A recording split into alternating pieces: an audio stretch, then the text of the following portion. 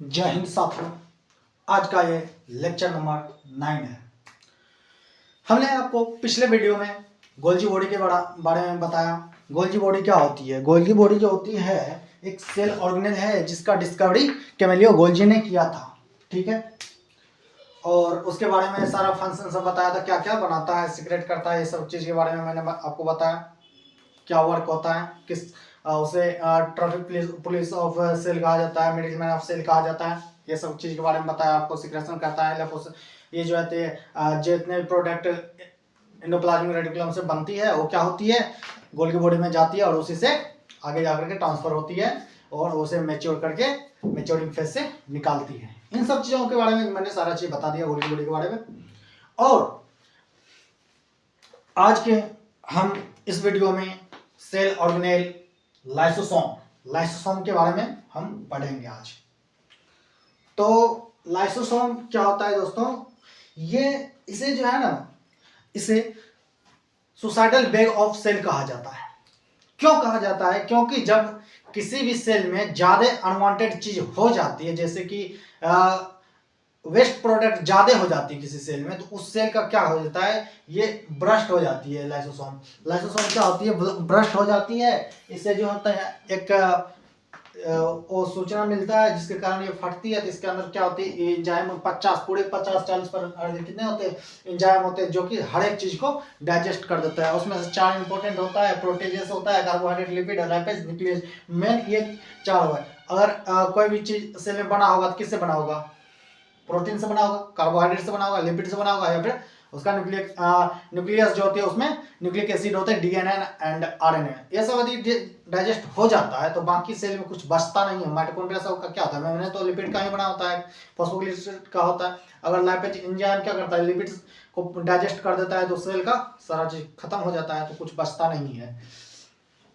आगे देखिए, पूरे इसका जो होता है आरबीसी में जो होते हैं लाइसोसोम क्या होती है, एब्सेंट होती है। आरबीसी में पूरे तरीके से एब्सेंट होती है। और कहा जाता है लाइसोसोम जो होती है पूरे 40 से 50 टाइप ऑफ एंजाइम कंटेन करती है। और जो होता है इसका एंजाइमिक नेचर मैच्योरेशन जो होती है एंजाइम की, एसिडिक नेचर होती है, एसिडिक हाइड्रोलेज। ठीक है, एसिडिक ग्रुप जो होती है वो क्या होती है, वाटर एसिडिक होती है, जो इसका पीएच क्या होती है, इससे 5 होती है। और हाइड्रोलेज जो होता है ब्रोकन डाउन करता है in the presence of water. किसी भी चीज को क्या करती है, यदि तोड़ना होता है तो प्रोटीन या कोई भी चीज हो सेल के अंदर उसे तोड़ता है तो वाटर के प्रेजेंस में तोड़ता है, इसीलिए क्या कहा जाता है, इसे हाइड्रोलेज कहा जाता है।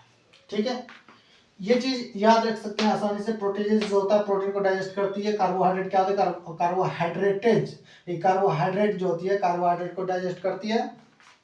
और जो होता है लैपेज जो होते हैं लिपिड को डाइजेस्ट करती है।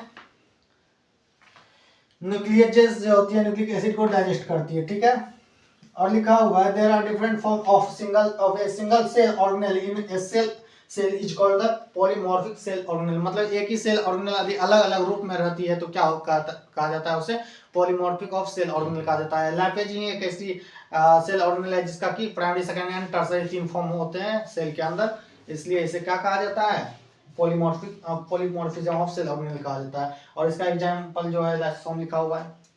पॉलीमॉर्फिक ऑफ सेल ऑर्गेनेल का एग्जांपल यह हो जाता है। इसका एग्जांपल क्या है, ये लाइसोसोम है। ठीक है, और इधर आप सेल का स्ट्रक्चर देख रहे हैं। और इस सेल में क्या है, साइटोप्लाज्म है। साइटोप्लाज्म क्या दिस एसिडिक नेचर बढ़ जाती है, पीएच बढ़ जाती है, 7 हो जाती है, तो क्या करती है ये इसके अंदर लाइसोसोम के सेल के ऊपर मेम्ब्रेन के ऊपर जो होती है H पंप लगा रहता है। मतलब हाइड्रोजन को H+ को प्रोटॉन भी बोल सकते हैं, इसलिए प्रोटॉन पंप कहा जाता है। प्रोटॉन पंप कहा जाता है तो क्या करती है, ये जो होती है प्रोटॉन पंप जो होती है H+ यदि सेल के अंदर बढ़ जाती है तो बढ़ने से क्या होता है, यदि H+ बढ़ती है तो पीएच घटती है, तो पीएच घट जाता है। तो इसके कारण क्या जाता है कि जितने भी H+ ज्यादा होती है सेल के अंदर तो उसे प्रोटीन जो पंप जो होती है वो लाइसोसोम के अंदर भेज देती है। और ये एक्टिव प्रोसेस होती है जहाँ पर एटीपी का यूज होता है, एनर्जी लगता है। ठीक है, और इधर देख लें पीएच जो होती है inversely proportional to the concentration of H+ होती है। H+ जो होती है क्या होती है, प्रोटॉन होती है। जैसे जैसे नंबर ऑफ H+ बढ़ती है तो पीएच की वैल्यू घटती है। ठीक है, तो इतना इन चीज़ों के बारे में हुआ इस स्लाइड में। आगे के स्लाइड में हम आपको बताऊंगा कितने टाइप्स के लाइसोसोम होते हैं। आगे के स्लाइड में मैं आपको बताता हूँ। हाँ तो दोस्तों आइए इस स्लाइड में आपको बताता हूँ टाइप्स ऑफ लाइसोसोम। लाइसोसोम का जनरली 3 टाइप्स बताया गया है और होता भी इतना ही। कहा गया है कि प्राइमरी जो प्राइमरी जिसे कहा जाए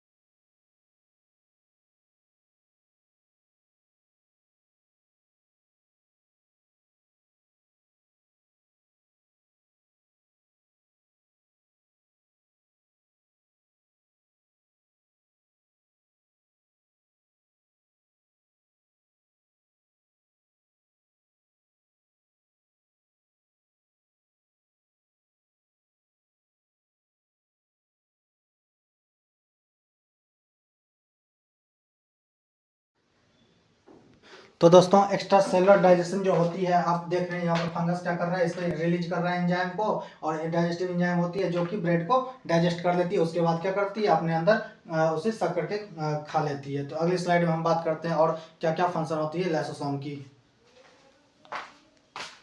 और जो दोस्तों ये टर्सरी जो यहाँ आप देख रहे हैं, यहाँ पर टर्सरी जो लाइसोसोम होते हैं, ये कैसा होता है, रेसिडुअल बॉडी होता है।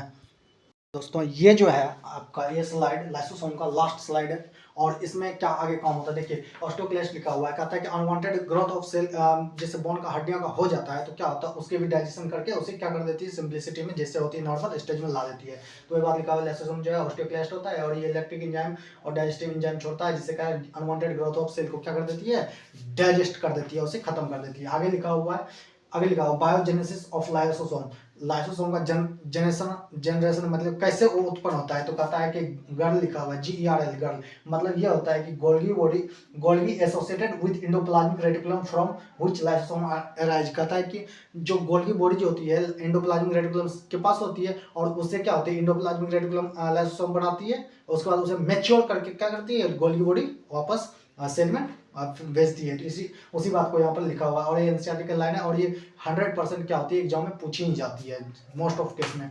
आगे देखिए, नीट में तो पूछी जाती है, मैं तो नीट के लिए पढ़ा रहा हूँ, नीट के में पूछी जाती है। आगे लिखा हुआ है ऑटोलाइसिस, ऑटोलाइसिस क्या होता है, ऑटोलाइसिस का मतलब होता है कंप्लीट डाइजेशन, किस अपने सेल को क्या कर देती है, अपने खुद को डाइजेस्ट करने के लिए कंप्लीट डाइजेस्ट ब्रेक डाउन कर देती है। उसी में लिखा हुआ है सुसाइडल वेग ऑफ सेल भी कहा जाता है, सुसाइडल वेग ऑफ सेल कहा जाता है, और ये क्या करती है, रिमूवल ऑफ ओल्ड सेल, पुराने सेल को रिमूव करती है। पीछे मैंने आपको बताया माइटोकॉन्ड्रिया जो होती थी कैसे उसे रिमूव कर रहा था। फिर आगे देखिए लिखा हुआ है ड्यूरिंग जेनिक सेल, जब किसी बच्चा का ग्रोथ हो रहा है, एम्ब्रायनिक स्टेज में रहती है, माँ के गर्भ में रहती है, तो उसमें क्या होती है, ये सेल वर्क करती है। यही लाइसोसोम क्या करती है, किसी का पूछ आ जाता है, कहता जब जन्म लेता है, कहता क्या ये जो है क्या हो रहा है, मतलब हनुमान जी का रूप ले लिया है, जन्म ले लिया। तो ऐसा कुछ नहीं होता, उसके मतलब एंसिस्टर से ही एंसिस्टर में होता था, तो इसमें भी ग्रोथ कभी कभी दिख जाता है। तो वर्टिब्रल कॉलम के जो लास्ट कमर के पास जो होती है वो ग्रोथ कर जाती है, तो उस चीज़ को भी ये हटाने का काम करती है, जिससे डाइजेस्ट करके हटा दिया जाता है। फिर मेटा यहाँ लिखा है